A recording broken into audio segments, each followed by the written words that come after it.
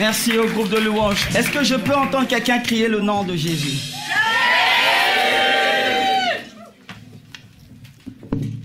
Est-ce que je peux entendre encore une autre personne crier plus fort le nom de Jésus? Alléluia. Celui qui confesse le nom de Jésus, qui déclare le nom de Jésus, qui proclame le nom de Jésus est sauvé. Sauvé de la maladie, sauvé de la malédiction, sauvé de la pauvreté, sauvé du célibat, sauvé de la médiocrité, sauvé de la bassesse. Quiconque déclare et confesse le nom de Jésus est sauvé. Que quelqu'un dise Jésus. Alléluia. Amen. Vous pouvez vous asseoir. C'était fort ce vendredi, n'est-ce pas? Qui était là vendredi? Ah. Tous les vendredis, ça va être comme ça. Je vous dis, préférez même le vendredi à dimanche. Alléluia. Oui, Dieu aime ça. Alléluia. Et ce matin, je veux parler toujours sur le thème de la foi. Nous avons eu à constater quelque chose. Le constat, c'est que nous parlons de la foi, nous expliquons la foi, mais jusque-là, on se rend compte qu'il y a des angles qui ne sont pas encore tout à fait clairs. Et le thème de mon message ce matin, c'est avoir la foi. De quoi s'agit-il? Avoir la foi, de quoi il s'agit? Parce qu'on parle toujours de foi. Dans toute la terre, sur toute la face de la terre, on parle de la foi. Toutes les religions parlent de la foi. Même les non-croyants parlent de la foi. Parce qu'en effet, la foi, c'est un principe essentiel qui nous permet de vivre des choses. Alléluia. C'est un principe essentiel qui nous permet de vivre des choses. Je voudrais que tu m'entendes très bien ce matin et que tu écrives ce que je vais te dire. C'est un principe qui nous permet de vivre des choses. Et en fonction du type de la foi que nous manifestons, les choses que nous vivons peuvent être normales, naturelles ou ordinaires. Mais également en fonction du type de la foi que nous manifestons, nous pouvons également vivre des choses extraordinaires ou des choses surnaturelles ou des choses qui ne sont pas du tout normales. Et encore, selon la compréhension, on peut être emmené à manifester quelque chose qu'on appelle la foi. Et jusqu'à la fin de ce message, j'espère que tu comprendras. Mais ce sont des choses qui nous préparent ou encore qui nous projettent, qui nous mettent dans une disposition d'attente de vivre quelque chose de meilleur à venir. Pas maintenant, mais à venir. Alors, vous voyez qu'en fonction de ces trois exemples que j'essaie de donner, on va se rendre compte que la foi n'est pas quelque chose, ou le mot foi n'est pas quelque chose qui est réservé exclusivement aux chrétiens. N'est-ce pas? Et la Bible nous dit quoi? 1 Corinthiens chapitre 13, le verset 13. Voici ce que la Bible dit. Maintenant donc ces trois choses demeurent. La première de ces trois choses c'est la foi. Participez avec moi. La deuxième de ces trois choses c'est l'espérance. Et la troisième c'est l'amour. Dans d'autres versions on dit la charité. Alors il y a trois choses qui vont demeurer, qui vont exister et qui subsisteront: la foi, l'espérance et l'amour. Et donc moi je vais m'attarder sur la foi et l'espérance. Parce que c'est ce qui nous intéresse. Et c'est ce que nous avons tendance à confondre. Si tu ne comprends pas très bien et que tu n'arrives pas à faire la différence entre la foi et l'espérance, alors des fois, tu peux vivre des choses maintenant et des fois, tu peux vivre des choses mais dans longtemps. Alléluia. Donc ces deux notions, c'est sur ces deux notions, ces deux mots que je vais m'attarder. Alors la première notion qui est la foi, on va en parler. La foi, quand quelqu'un dit « j'ai foi que je suis guéri », ce n'est pas la même chose que quand quelqu'un dit « j'ai foi que je réussirai ». Vous me suivez? Et ce n'est pas non plus la même chose quand quelqu'un dit « j'ai foi dans le christianisme » ou que j'ai foi dans le bouddhisme ou que j'ai foi dans l'islam ou que j'ai foi dans quelque chose. C'est trois choses totalement différentes. Mais de ces trois choses, qu'est-ce qui se passe? Ils emploient le même mot, la foi. Mais ce même mot ne veut pas forcément dire la même chose. Et c'est souvent ce que nous avons du mal à comprendre. Le mot foi, dans son utilisation, ou encore dans sa manifestation. Manifester, ça veut dire le fait de se rendre visible d'une manière ou d'une autre. Donc, dans l'utilisation du mot foi, et dans la manifestation du mot foi, cela n'est pas réservé aux chrétiens, exclusivement pour nous les chrétiens. Comme je l'ai dit, une personne qui ne connaît pas Dieu, mais qui est malade, peut dire que j'ai foi que je serai guéri. Mais il n'est pas chrétien. Peut-être parce que les diagnostics, les analyses, ce que les médecins lui disent, lui donne cette foi comme quoi les choses vont aller mieux. Mais il n'est pas forcément chrétien. Ou encore, vous avez d'autres personnes qui disent, je crois dans le fait que ne pas manger de la viande va faire du bien à la planète et il y met toute sa foi. Et cela détermine même sa manière de vivre. Il devient végétarien, il devient vegan, etc. C'est une croyance en cela. Donc ce n'est pas réservé simplement aux chrétiens, le mot foi.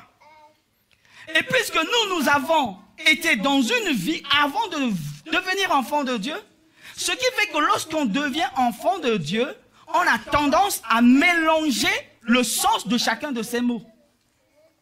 Et le fait de mélanger le sens de ces mots peut faire en sorte qu'il y a des choses qu'on peut vivre tout de suite avec Dieu, mais peut également faire en sorte qu'il y a des choses que nous ne vivons pas, que nous continuons d'attendre et d'attendre. Parce que peut-être que c'était la foi, peut-être qu'il s'agit d'autre chose que la foi. Qu'est-ce que ça veut dire le mot foi? Je vais laisser d'abord l'explication biblique, l'explication de la parole de Dieu que vous connaissez. Je prends le dictionnaire, qui est accessible à tout le monde. Dans le dictionnaire, le mot foi explique le fait de croire. Ça veut dire le fait de croire. Quand quelqu'un dit j'ai foi, ça veut dire je crois. Simplement. C'est également une conviction en quelque chose ou en quelqu'un. C'est une conviction. C'est une confiance aveugle, une pleine assurance que j'ai dans quelque chose ou dans quelqu'un. Donc le mot foi veut dire simplement je crois. Veut dire simplement j'ai la conviction. Veut dire simplement j'ai l'assurance. Donc le mot en lui-même, il n'a rien de réservé aux chrétiens. Il n'a rien de spirituel. C'est pourquoi l'homme naturellement créé peut manifester la foi. Mais de quelle foi il s'agit ici? Et ça, c'est la première zone d'ombre que j'aimerais qu'on puisse éclairer. Et que nous puissions sortir de notre mentalité, de notre habitude. La première zone d'ombre que nous avons souvent sur le sujet de la foi, c'est que la foi est d'abord une croyance, une foi, une conviction en quelque chose, mais cela est naturel en premier. Je m'explique. L'homme naturellement créé, l'homme, l'être humain, naturellement créé par Dieu, manifeste une foi qu'on appelle la foi naturelle ou la foi humaine. Comment est-ce que cette foi fonctionne? Lorsque vous lisez la parole de Dieu dans Jacques, le chapitre 2, à partir du verset 19, je crois, il dit, tu crois que Dieu existe, tu fais bien. Mais les démons le croient aussi. Est-ce que vous voyez? Les démons le croient aussi. Ça veut dire que si on change, si on remplace le mot croire, puisque la foi c'est également croire, ça veut dire quoi? Si tu as foi qu'il y a un seul Dieu, tu fais bien. Mais les démons aussi ont foi qu'il y a Dieu. Et l'homme, naturellement, à la foi. Il croit en quelque chose. Naturellement, tout homme, tout être humain croit en quelque chose. La croyance naturelle ou encore la croyance humaine est basée sur le sens, les 5 sens que nous avons, c'est-à-dire la vue, c'est-à-dire l'odorat, l'ouïe, le toucher, le goûter. C'est-à-dire mon environnement. Une personne qui a fait de grandes études, qui passe son temps à faire ses études, qui étudie, qui fait ses devoirs, mais vous allez lui poser la question, est-ce que tu vas réussir? Qu'est-ce qu'il vous dira? Je réussirai. Donc il est convaincu qu'il va réussir. Ça veut dire qu'il a foi qu'il va réussir. Mais sur quoi il se base pour dire j'ai foi, je suis convaincu que je réussirai? J'ai foi, je suis convaincu que je réussirai parce que j'ai été formé, parce que j'ai étudié, parce que j'ai la compétence et la capacité. Ce n'est pas spirituel. C'est humain. Alléluia. Tous les hommes sont capables de cela. Et une personne dans la Bible arrive à nous illustrer, nous expliquer cette foi humaine, accessible à tous, et pas que à nous chrétiens. C'est Thomas. Thomas était un homme qui a marché avec Jésus. Ses yeux l'ont toujours informé de ce que Jésus a fait. Les miracles que Jésus faisait, Thomas voyait. Les enseignements que Jésus donnait, Thomas les entendait. La manifestation de la puissance de Dieu, Thomas les voyait. Quand Jésus a envoyé les disciples aller chasser les démons, Thomas est parti, Thomas faisait tout cela. Donc toutes ces choses ont permis à Thomas de vivre dans la foi. Donc Thomas avait toujours l'assurance que les choses vont se passer. Mais quelque chose va se passer. Thomas, à un moment donné, va se rendre compte que celui qui était le Messie, que nous avons tous suivi, s'est retrouvé et a été pris captif, prisonnier. Il a été flagellé, il a été battu. Jusque-là, Thomas se disait peut-être il va s'en sortir. Mais l'analyse de Thomas, de ce que ses yeux lui disaient, de ce que ses oreilles lui disaient, ont emmené Thomas à un moment donné à se poser des questions. Voici le Messie qui se retrouve sur la croix, qui est cloué. Ah, Thomas, dans son intelligence, dans sa culture, puisqu'il avait l'habitude de voir des personnes être clouées à la croix, il sait que quand tu passes par la croix et que tu es cloué, tu ne vas plus jamais vivre. Qu'est-ce qui va se passer? Tu vas mourir. Et voici le maître est cloué et le maître meurt. Le maître meurt, on enterre le maître. Pour Thomas, humainement parlant, comme un homme sensé, comme un homme formé, comme un homme qui sait ce que c'est que la vie. Que la vie, c'est lorsque nous respirons encore. Quand je respire, je suis en vie. Mais le jour où la respiration s'arrête, ça veut dire qu'on est mort. Et lorsqu'un homme meurt, c'est fini pour lui. Et voici Thomas qui a vu celui qui se dit être le Seigneur, le Messie qui est mort. Il est mort. Pour Thomas, c'est fini. Tout s'arrête là. Humainement parlant, logiquement parlant, tout s'arrête là. Et voici, 3 jours plus tard, on dit à Thomas, celui qu'on appelle le maître, qui est mort il y a 3 jours. Mais voici, il est ressuscité. Waouh!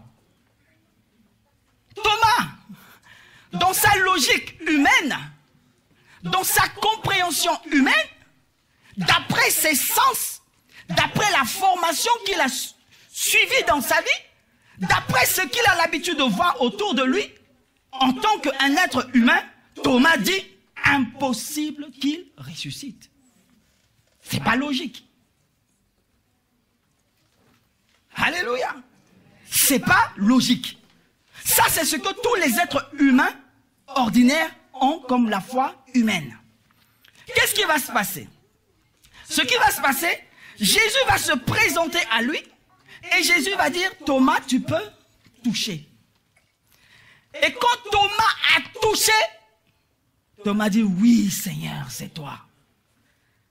La réponse a été donnée dans le temps de Sainte Seine. Et quand vous lisez dans Jean le chapitre 20, le verset 29, qu'est-ce que Jésus va répondre? Jésus va répondre en disant, ah Thomas, parce que tu m'as vu, maintenant tu as cru.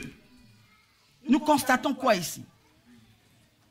Nous constatons Jésus qui est en train de dire à Thomas, parce que tu m'as vu, maintenant tu as la foi. Est-ce que vous voyez? Parce que tu m'as vu, tes yeux t'ont informé que c'est moi, alors tu as la foi. Parce que tu as cru. Donc croire, c'est la foi. Mais la foi qu'il a ici, ça c'est la foi humaine. Pourquoi? Ce sont ses yeux qui l'ont informé que Jésus est vivant. C'est pourquoi Jésus dit, heureux ceux qui auront cru avant de voir. Et Marc 11, 24 nous dit, tout ce que vous demanderez en priant, croyez. C'est-à-dire, ayez foi, ayez confiance, ayez une conviction que vous l'avez reçu. Mais la foi humaine dit, il faut que je voie d'abord avant de croire. Et tous les hommes de ce monde fonctionnent avec cela. Il n'y a rien de surnaturel, il n'y a rien de spirituel. C'est comme quelqu'un qui va sortir, et la Bible nous parle de certains faux prophètes. Quand ils regardent le ciel, un enfant qui a été à l'école est à mesure de vous dire en fonction de comment le ciel est sombre, ça veut dire dans quelques heures, il va pleuvoir. N'est-ce pas? Alors lui, il le dit, je crois qu'il va pleuvoir. J'ai foi qu'il va pleuvoir. Mais je crois, j'ai foi qu'il va pleuvoir. Il s'est basé sur quoi? Sur l'analyse de ce qu'il a vu. Les grands hommes d'affaires qui lancent des grandes entreprises, qui lancent des business qui marchent, les applications que nous utilisons, les logiciels que nous utilisons, à un moment donné, ils sont restés là, ils étaient convaincus que s'ils lancent ça, ça marchera. Pourquoi? Il a fait les analyses, les études, les calculs. Il se dit, si je fais ça, ça va marcher. On peut dire qu'il a foi en cela. Il le fait et ça marche. C'est une foi humaine. Tous les hommes ont ça. Parce que l'homme qui a été naturellement créé par Dieu a cette foi. Les savants ont ce type de foi. Les scientifiques ont ce type de foi. Si aujourd'hui, l'homme dit, oui, je sais qu'il y a des hommes qui sont capables d'aller sur la Lune, c'est pourquoi? C'est parce qu'une fois, nous avons été informés qu'il y a des hommes qui sont partis sur la Lune et aujourd'hui, nous sommes convaincus que l'être humain peut aller sur la Lune.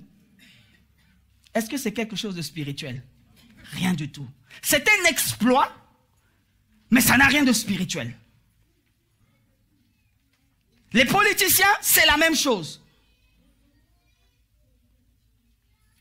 Or, ce type de foi, qui est la foi humaine, ne peut rien produire de surnaturel. Ne peut rien opérer de miraculeux. Tu ne vivras rien avec. Et vous allez voir que dans l'église, certains chrétiens vont se baser sur comment est-ce que les choses se passent et se disent, je crois que tel que c'est en train de partir, certainement, je vais vivre le miracle. Mais en fait, il est en train de dire ça sur comment les choses sont en train d'aller, c'est-à-dire sur comment ses oreilles, ses yeux sont en train de faire, sur comment est-ce que le pasteur est en train de prêcher, sur comment est-ce que l'apôtre est en train de démontrer la puissance de Dieu. Alors il dit certainement, je vais recevoir le miracle. En fait, tu crois que tu as la foi, mais tu n'as pas la foi. Tu es en train simplement d'analyser ce que tes yeux et tes oreilles te disent. C'est une foi humaine. C'est pourquoi des fois, nous nous retrouvons à être déçus parce que nous étions comme au-dedans, on se dit, on était convaincus que quelque chose allait se passer, mais rien ne s'est passé. En fait, tu n'étais pas convaincu. Cette conviction que tu as, elle est humaine. Or, ce qui est humain ne peut pas opérer dans ce qui est surnaturel, dans ce qui est spirituel. Est-ce que je parle à quelqu'un? Ce type de foi ne glorifie pas Dieu. Tu peux l'écrire. La foi humaine ne glorifie pas Dieu. Pourquoi? Parce que quand les choses se passent comme tu le ressens, tu diras, oui, je le savais que c'est comme ça que ça allait se passer. Dieu ne reçoit aucune gloire dedans. Donc ça, un enfant de Dieu, ça ne l'intéresse pas. Tu dois mettre ça de côté. Est-ce que tu as compris ce matin qu'il y a une foi humaine? Est-ce que tu fais la différence entre la foi humaine maintenant, que je rentre dans l'étape suivante? Est-ce que ça c'est clair dans la tête? La foi humaine est limitée, opère dans le naturel, opère dans les choses ordinaires. Et il se base sur nos analyses, sur nos sens, sur notre intelligence, sur nos compétences, sur nos capacités, et elle ne glorifie en rien le Seigneur. Maintenant, pour moi qui suis enfant de Dieu, quelle est ma foi? C'est ce que j'appelle la foi spirituelle. Et là, c'est ce qui nous intéresse. Et ça, c'est la deuxième, à partir de cette deuxième notion que je vais commencer à parler de la foi. J'ai voulu mettre ce point-là pour que vous fassiez la différence toutes les fois où vous vous retrouvez à vouloir vivre quelque chose de la part de Dieu et que vos sens sont en train de vous dire, votre analyse est en train de vous dire c'est comme ça, tel que je vois, tel que j'entends, tel que je pense, c'est que quelque chose va se passer. Ce n'est pas la foi qui vient de Dieu. Parce que la foi qui vient de Dieu ne se manifeste pas de cette manière. Elle ne se base pas sur les sens. Elle ne se base pas sur notre intelligence. Elle ne se base pas sur ta compétence ni ta capacité. Elle ne se base pas sur l'atmosphère de la louange. Elle ne se base pas sur le temps de la prédication. Non. La foi spirituelle, donc la foi, encore une fois, c'est quoi? Le fait de croire, d'avoir une conviction, d'avoir une ferme assurance. Et la foi spirituelle a commencé dès le jour où tu as accepté le Seigneur Jésus-Christ. Jean chapitre 1, le verset 12. À tous ceux qui l'ont reçu, à ceux qui croient en son nom, à tous ceux qui l'ont reçu, à ceux qui ont foi en son nom, à tous ceux qui l'ont reçu, à ceux qui ont une pleine conviction en son nom, à tous ceux qui l'ont reçu, à ceux qui ont une ferme assurance en son nom. Il leur a donné le pouvoir, c'est-à-dire la capacité de devenir enfant de Dieu.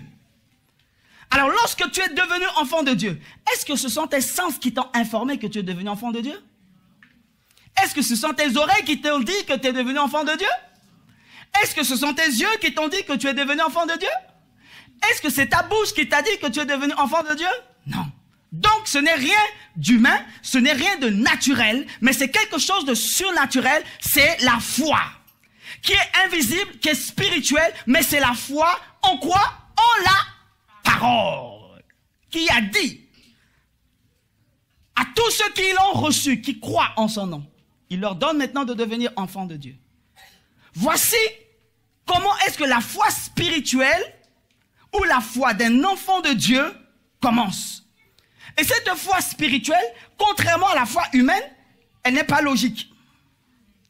Comment tu peux me dire de mon vivant, je vais vivre éternellement, je ne connaîtrai plus la mort? Mais tu es fou. Il y a quoi de logique là-dedans? Elle n'est pas logique. Alors que la foi humaine est logique, s'explique, peut se démontrer, peut se prouver. Mais la foi spirituelle n'est pas logique, n'est pas raisonnable.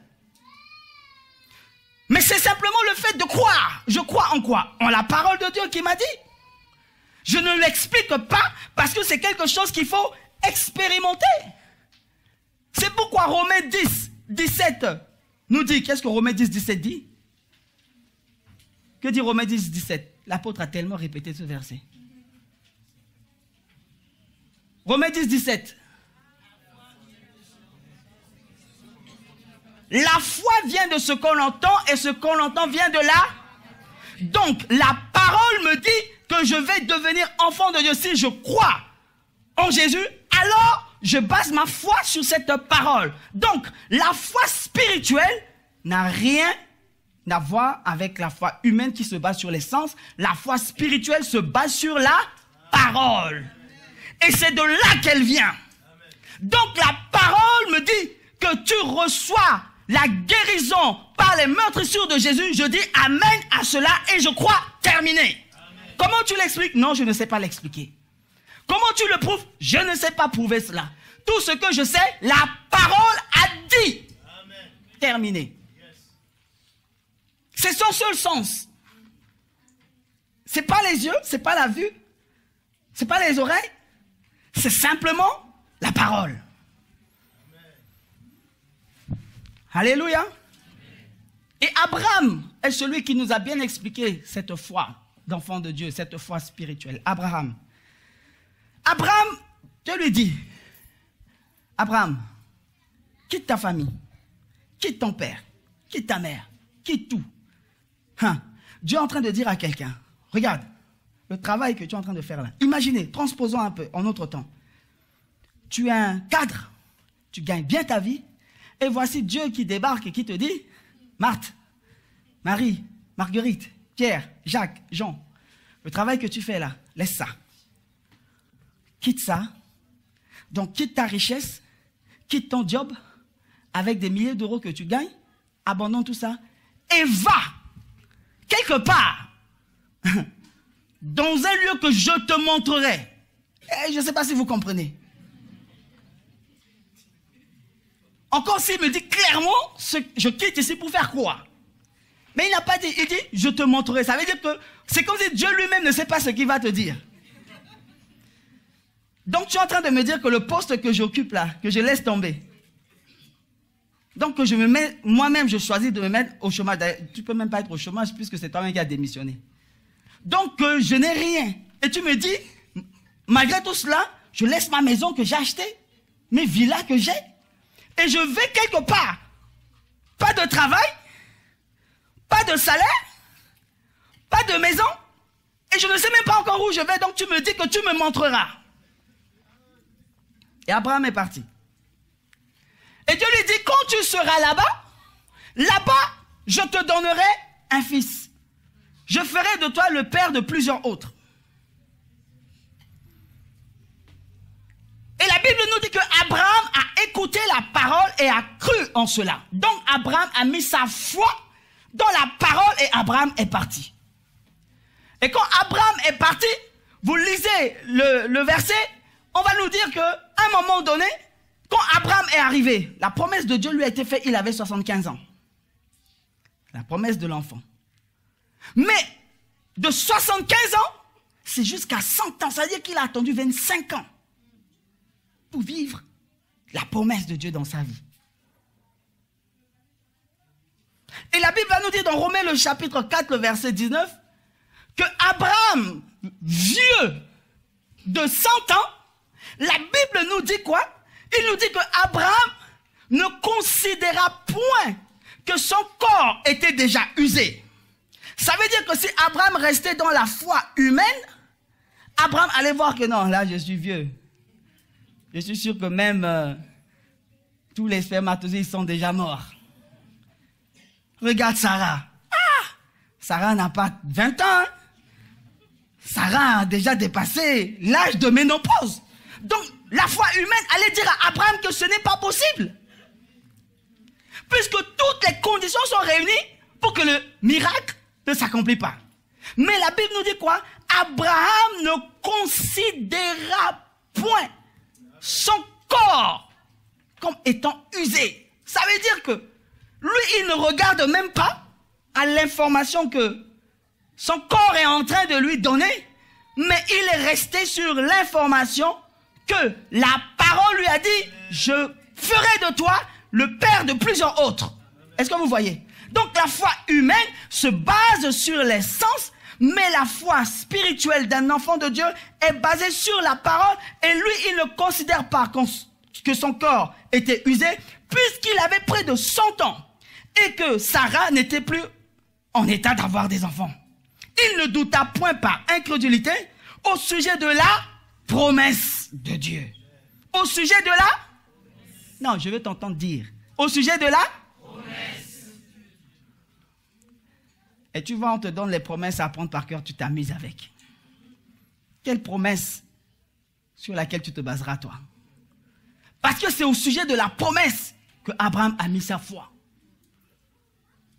Il ne douta point, mais il fut fortifié par la foi Donnons gloire à Dieu et ayons la pleine conviction que ce que Dieu promet, Dieu peut aussi l'accomplir. La foi spirituelle ne considère pas la réalité des 5 sens, ne considère pas la réalité de mon corps usé, ne considère pas la réalité de ma condition, ne considère pas la réalité de ma situation, ne considère pas la réalité de mon rang social, ne considère rien de tout cela, mais elle est basée sur la promesse de Dieu. C'est ça, avoir une pleine conviction. Donc il avait une pleine conviction que ce que Dieu promet, Dieu peut aussi l'accomplir. Alléluia. Ce que Dieu promet, Dieu peut aussi l'accomplir. Et encore Marc 11, 24. Tout ce que vous demanderez, croyez que vous l'avez reçu. Et vous le verrez s'accomplir. Je crois que j'ai reçu et je le verrai s'accomplir. Même si la foi humaine dit que tu ne peux pas, parce que toutes les conditions qui sont là, la foi spirituelle dit tu peux parce que la parole de Dieu est là. Les deux s'opposent, ils ne peuvent jamais s'accorder. Les deux s'opposent. Humainement et spirituellement, les deux s'opposent. Et puisque les deux s'opposent, la foi humaine dit j'ai besoin de voir comme Thomas pour croire. La foi spirituelle dit même si je ne vois pas, je crois déjà et je verrai après. Les deux, encore une fois, s'opposent. La foi humaine va te dire tel que tu es. Tu ne peux pas réussir dans tes études. Regarde les notes que tu es en train d'avoir. Regarde les moyennes que tu as. Regarde, tu n'arrives même pas à faire cet exercice. Mais la foi spirituelle dit que Dieu a déposé en toi la sagesse et l'intelligence qu'aucun autre de ta génération a.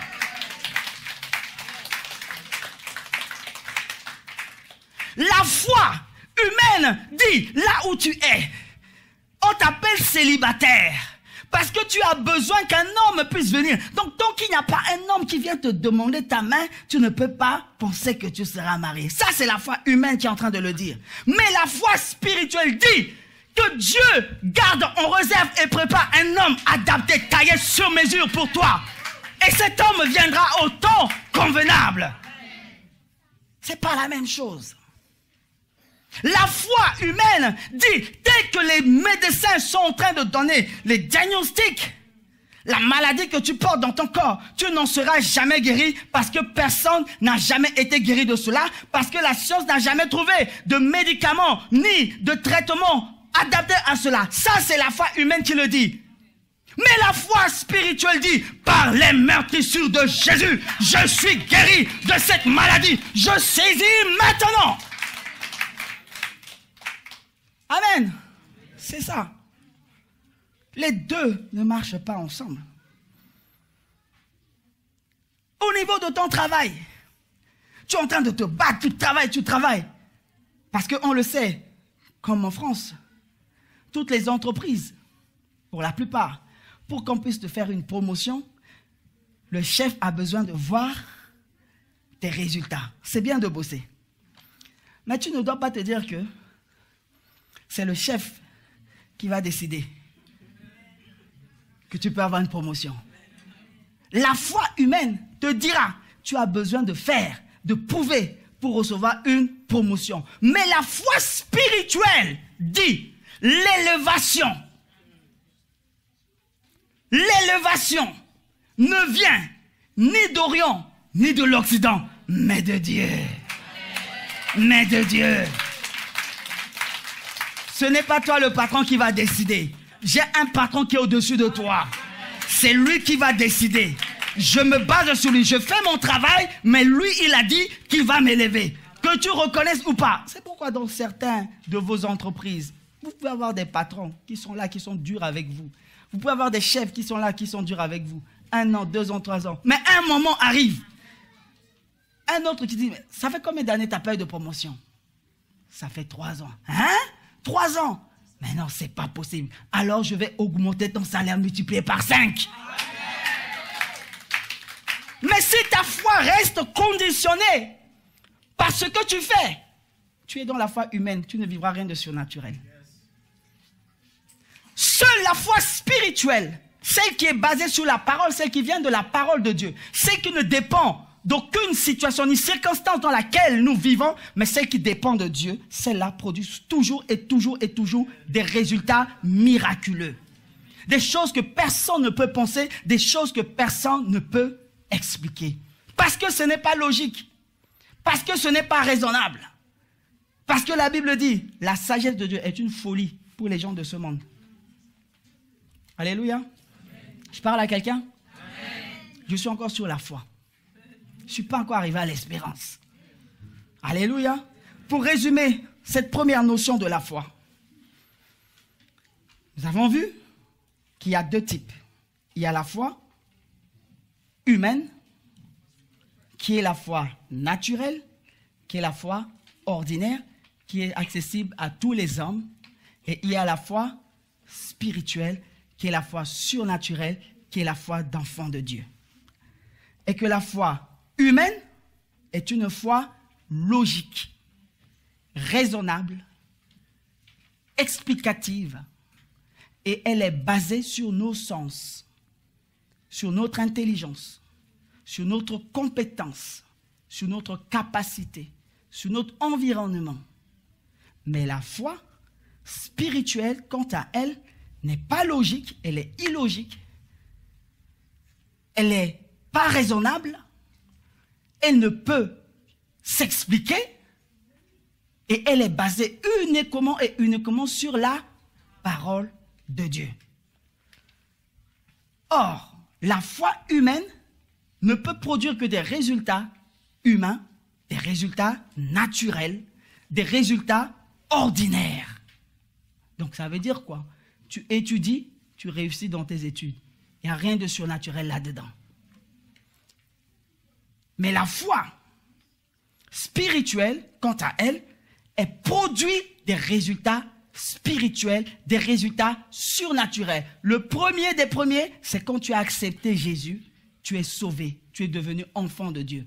C'est cette même foi qui s'applique dans tous les autres domaines de ta vie. Or, vous allez voir que nous, quand on veut prier pour un cas, quand on attend quelque chose de Dieu, c'est comme si on veut encore une autre foi qui doit s'expliquer autrement. Non, la même foi qui t'a donné le salut, comment tu l'as eu? C'est cette même foi sur laquelle tu te bases pour vivre les choses surnaturelles de la part de Dieu. Parce que la foi, c'est la main qui te permet d'aller saisir ce que Dieu a en réserve pour toi. Et pour ceux qui ont fait le cours de fondement, c'est la foi qui nous permet de saisir le salut. Je suis devenu enfant de Dieu. Comment? Je suis devenu enfant de Dieu parce que j'ai cru. Et parce que j'ai cru, donc j'ai foi, j'ai saisi. De cette même manière, je suis malade. Comment faire pour recevoir la guérison? Je saisis la guérison. La foi spirituelle se base sur la parole de Dieu et qu'est-ce qu'elle dit? Elle dit, ce n'est pas ce que je suis en train de faire. Elle se projette vers le passé, elle regarde ce que Christ a accompli à la croix et ce que Christ a accompli à la croix, elle considère que Christ l'a fait pour moi. Maintenant, elle réclame simplement ce qui a été fait à la croix pour sa vie. Alléluia. Vous restez là, vous regardez vos enfants. Ah, cet enfant est terrible, cet enfant me fatigue. Parce que tes yeux sont en train de te dire que l'enfant là est terrible, l'enfant là te fatigue, l'enfant fait des bêtises. Ça, ce sont les informations que tes yeux te donnent. Mais la foi spirituelle ne regarde pas à cela. Quel que soit ce que l'enfant est en train de faire, moi je sais une chose dans ma tête, c'est que moi et ma maison, nous servirons l'Éternel. Alors cet enfant, c'est un serviteur de Dieu. C'est ce que la foi spirituelle dit. Tu ne regardes pas aux erreurs de l'enfant. Tu ne regardes pas aux défauts de l'enfant. Tu ne regardes pas aux faiblesses de l'enfant, mais tu regardes à ce que Dieu dit de l'enfant. De la même manière pour ton mari, pour ta femme, tel qu'il est, telle qu'elle est, avec les défauts, avec les erreurs, avec les bêtises, avec les prises de tête, avec les caprices, tout ce qu'elle a. Oui, ça c'est le monde humain. La foi humaine te dira que cette femme est difficile. Ton mari est dur. Ton mari n'est pas un homme sensé. Ton mari est difficile, insensible. Mais la foi spirituelle te dit, Moi et ma maison, nous servirons l'Éternel. Ma femme, c'est une servante de Dieu. Mon mari, c'est un serviteur de Dieu. Il n'est pas encore arrivé à la stature de ce que Dieu a déclaré, a dit de lui, il y arrivera. Pour le moment, ce que je vois un homme béni, je vois une femme bénie, je vois une femme prospère, je vois une femme de qualité, une femme de valeur, un homme de valeur. Qu'est-ce qui me dit cela? Ce qui me dit cela, c'est la parole de Dieu. Sur quoi je me base pour démontrer cela? Je me base sur ce que Jésus a fait à la croix. Et moi, ma part, c'est simplement aller saisir par cette foi spirituelle et ramener cela dans ma vie. Alléluia. Est-ce que tu as compris? Tu peux acclamer le Seigneur.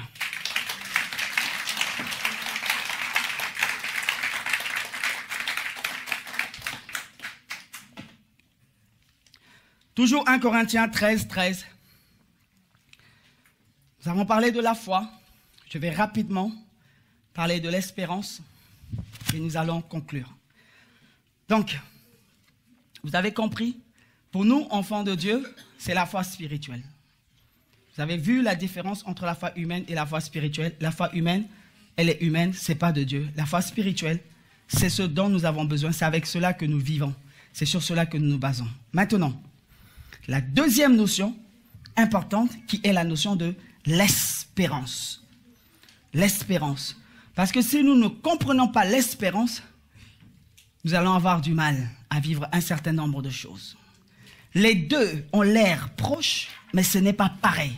Il y a une petite différence entre les deux.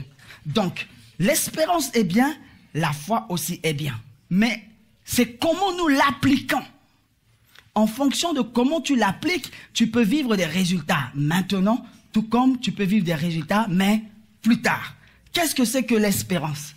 Si la foi est la main qui nous permet de saisir les choses de Dieu, c'est-à-dire de recevoir quelque chose de la part de Dieu et de vivre maintenant, l'espérance, en l'occurrence, c'est une certitude, une assurance sur quelque chose que Dieu promet. La foi spirituelle, c'est saisir les choses maintenant pour les vivre aujourd'hui même. L'espérance suppose le fait d'attendre quelque chose qui va arriver. Ce n'est pas maintenant. Lorsque vous lisez dans Hébreux le chapitre 11, on nous dit quoi? Il définit la foi comme étant la ferme, chapitre 11, premier verset, la foi est la ferme assurance des choses qu'on espère. La ferme assurance des choses qu'on espère. Donc, elle est une assurance des choses qu'on espère. Lorsque Abraham, encore une fois, Dieu lui dit, dans Genèse chapitre 12, à partir du premier verset, « Va dans le pays que je te montrerai. » La foi a emmené Abraham à obéir. Il a reçu la promesse maintenant. Il s'est levé maintenant. Il est parti. Est-ce que vous comprenez? La foi, je reçois maintenant, j'obéis maintenant et je me mets en action. Quand Dieu lui a dit, il a reçu la parole, il y a cru, il s'est levé, il est parti. Mais encore, Dieu va lui faire une promesse. Dieu lui dit quoi? Ta postérité, c'est-à-dire ta descendance, sera comme les étoiles du ciel. Est-ce que Abraham a vu sa descendance comme les étoiles du ciel? Est-ce qu'il a eu à voir ça? Les multitudes de peuples qui sont nés de Abraham, est-ce que Abraham les a vus? Non. Abraham est mort avant. Ça, c'est quoi? Mais pourtant, Abraham a cru. Ça, c'est l'espérance. C'est-à-dire, c'est quelque chose que Dieu a promis qu'il va faire. Donc, j'ai une conviction que Dieu va faire, mais je ne les vis pas maintenant. C'est comme si la chose s'est accomplie, mais pas encore totalement. Pour le moment, j'obéis, j'ai un premier fils. Mais il me dit, ils seront comme les étoiles du ciel, leur nombre sera comme le sable. Mais Abraham n'a pas vu cela, mais sait que cela va arriver. Là, c'est l'espérance. Donc, la foi se manifeste pour les choses maintenant, aujourd'hui, tandis que l'espérance, c'est pour attendre quelque chose qui va arriver.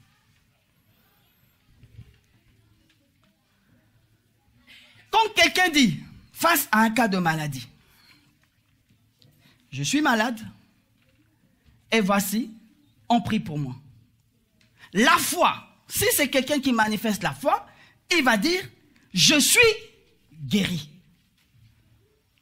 Or, certains vont dire, je crois que je serai guéri. Quand il dit, je crois que je serai guéri, il applique l'espérance, même s'il croit que Dieu guérit. Il croit que Dieu guérit, mais pas maintenant. Il le remet à plus tard. Or, pour ce cas, j'ai besoin de manifester quoi? J'ai besoin de manifester la foi. La foi est donnée pour maintenant, pour aujourd'hui. L'espérance est donnée pour plus tard. Lisons un passage dans Romains, le chapitre 5. Voici Romains, chapitre 5, nous dit, versets 1 à 2. Étant donc justifiés par la foi, nous avons la paix avec Dieu par notre Seigneur Jésus-Christ, à qui nous devons d'avoir eu par la foi accès à cette grâce dans laquelle nous demeurons fermes et nous nous glorifions dans l'espérance de la gloire de Dieu. Donc la foi, c'est maintenant, je demeure ferme et je me glorifie dans l'espérance de la gloire. Ça veut dire, il y a une projection dans le futur. L'espérance vient nourrir en fait la foi. L'espérance vient encourager la foi. Il y a des gens, par exemple, à qui Dieu a promis que tu seras un homme d'affaires. Je suis encore jeune. Mais que quand tu auras 40 ans, tu seras un homme d'affaires. Tu auras plusieurs entreprises. Admettons que Dieu a dit ça à quelqu'un. À l'instant où Dieu lui a dit ça, c'est une promesse. Il croit, il a foi en cela. Mais est-ce que cela s'accomplit maintenant? Non. Ça veut dire qu'il a besoin d'attendre. Cette attente, jusqu'à son accomplissement, c'est quoi? C'est l'espérance. Ce n'est pas la foi. La foi, c'est pour maintenant. L'espérance, c'est pour le futur. Et donc, l'espérance vient encourager ta foi. L'espérance vient nourrir ta foi. Et regardez encore, lorsque nous voyons l'exemple toujours de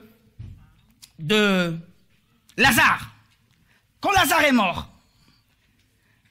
Et la Bible nous dit que Jésus est arrivé et Jésus s'entretenait avec Marc. Je crois que c'est dans Jean chapitre 11. Jean chapitre 11 à partir du verset 20 en allant. Jésus s'entretenait avec Marthe. Donc ils étaient devant la tombe de Lazare. Quand ils étaient devant la tombe de Lazare, qu'est-ce qui se passe? Jésus dit à Marthe, Marthe, ton frère ressuscitera. Verset 23. Ton frère ressuscitera. Quelle a été la réponse de Marthe? Marthe s'est retournée et a vu Jésus et a dit, oui, je sais que mon frère ressuscitera au dernier jour à la résurrection des morts.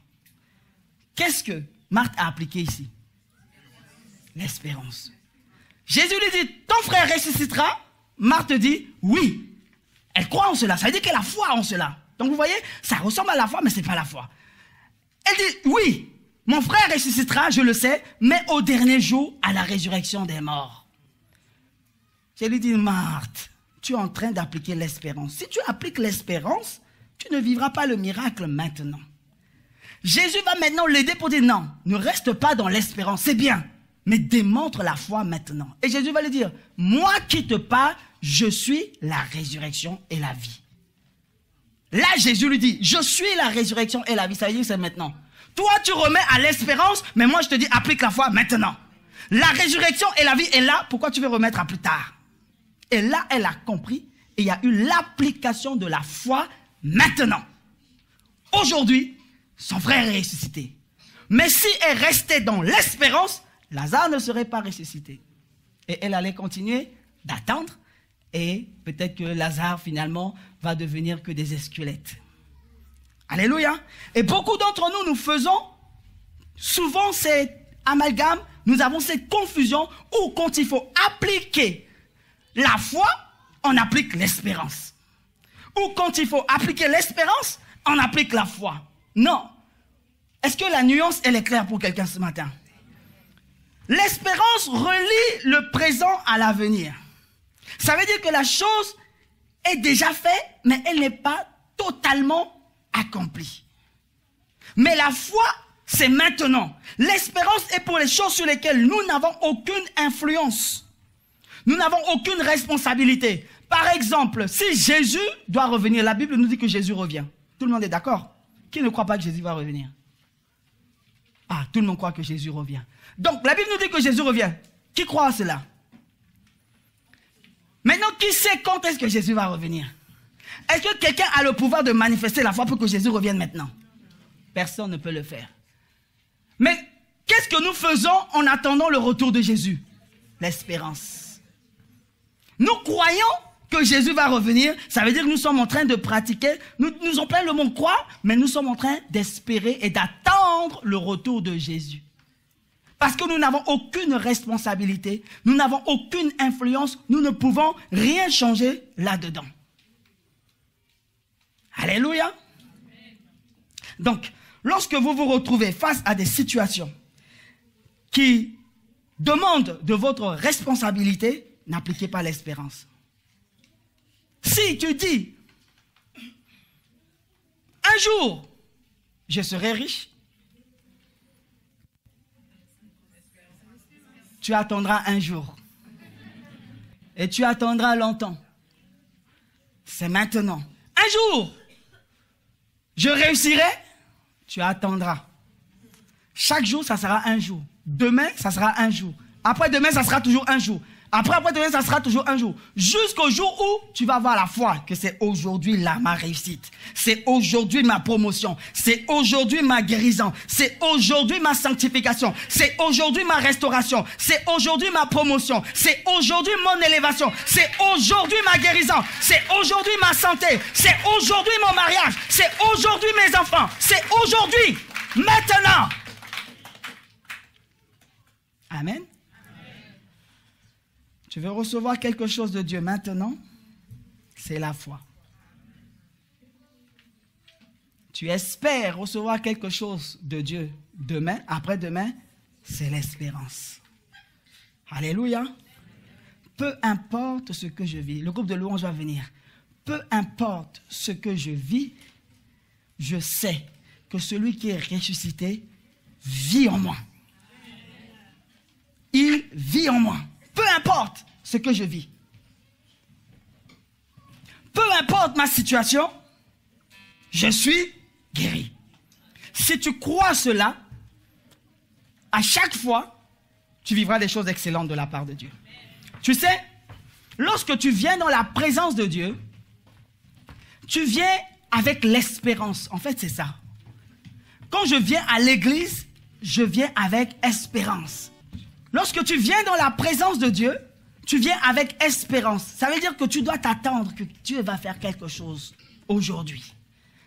Toutes les fois qu'on vient dans la maison de Dieu, lorsque tu viens avec espérance, en t'attendant à ce que Dieu fasse quelque chose, Dieu maintenant, peut-être pendant la louange, pendant la prédication, pendant un temps, il va déposer en toi une ferme assurance, conviction que non, là, c'est aujourd'hui, c'est maintenant. Et là, la foi se manifeste. Est-ce que vous comprenez? Quand vous vous approchez de la présence de Dieu, quand vous venez à l'église, quand vous êtes en train de prier, c'est que vous venez avec espérance, c'est que Seigneur, fais quelque chose, je m'attends à toi. La foi, c'est pour recevoir maintenant quelque chose de Dieu et on obéit. L'espérance, c'est d'attendre dans le futur de recevoir quelque chose de Dieu. Donc, lorsque je m'approche de Dieu par la prière, j'espère que Dieu va faire quelque chose pendant ce temps de prière. Et pendant que je suis en train de prier, je crois que Dieu va faire maintenant même. Et je reçois. Alléluia. Est-ce que j'ai parlé à quelqu'un? Lève-toi, acclame Jésus. Alléluia. Alléluia, alléluia, alléluia. Alléluia. Que quelqu'un dise maintenant. Que quelqu'un dise maintenant. Au nom de Jésus. Ma guérison. Dis-le avec moi. La foi parle. Ma guérison. Ma santé maintenant. Ma vie maintenant. Ma réussite. Ma gloire. Mon élévation. Ma promotion. Ma réussite. Ma vie. Mes enfants. Mon mariage.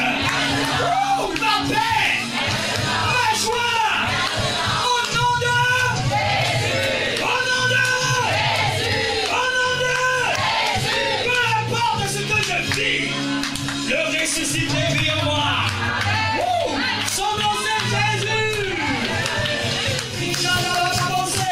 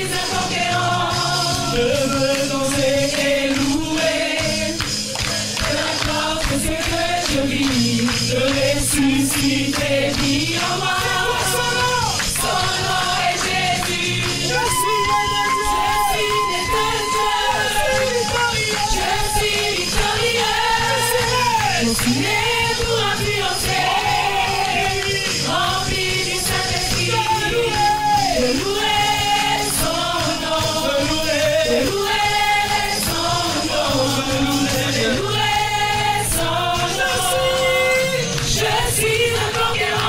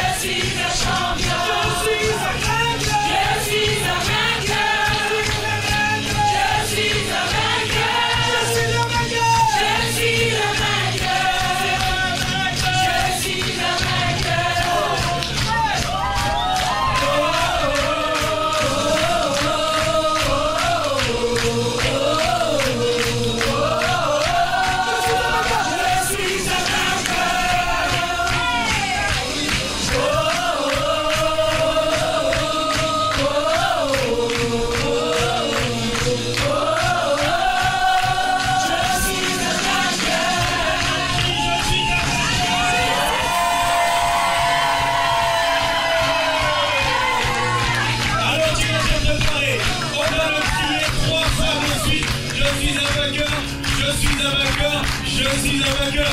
Est-ce que tu es prêt?